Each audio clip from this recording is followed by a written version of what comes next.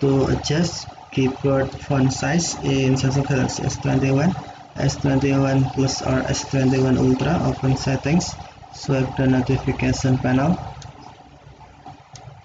and then tap settings icon.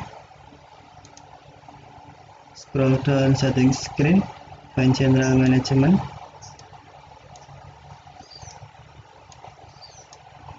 and then tap general management. Select Samsung keyboard settings, and then scroll down Samsung keyboard screen, tap font size,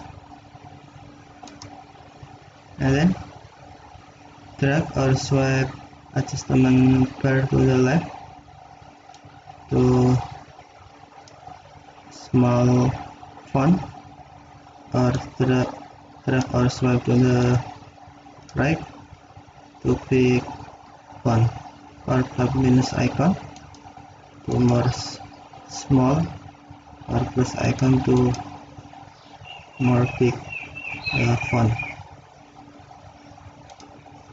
Okay, thank you for watching. Have a nice day.